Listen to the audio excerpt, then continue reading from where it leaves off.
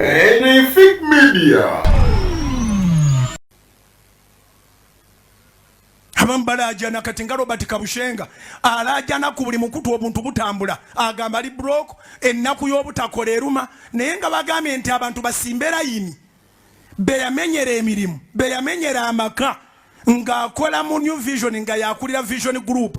ne bw'aba wa business bateekwa okunoonyayo ekibi bakeere nga business yo headline. Abantu abamenyeka olwo olunaku ali lwogerera mu maaso ga Mukama. Abantu abafirwa abantu babenga bafude pressure Vision Group ngewandise nga Kabushenga ya kulira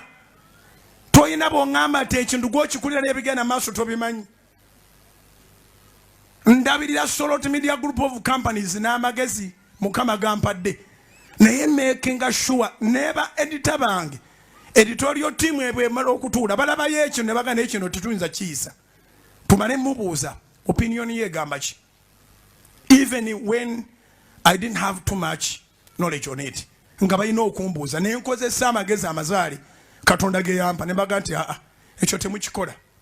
kijja kuba kimenya amaka g'omuntu ekyo temukikola kijja kuba kimenya integrity ye ekyo temukikola kijja kusuula emirimu gy'omuntu buli kaseera Standard Vision Group Kabushenga kwe yagiteeka kunoonya bifudde ate nga alimba tabonaabona alimba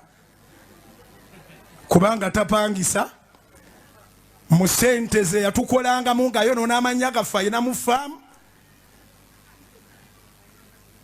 ali bulungi naye kati eyo alamu y'omu social media ebeera yakugamba nti president alowooza mbukomye oba naafune waamuteeka yali talinga akyali muto no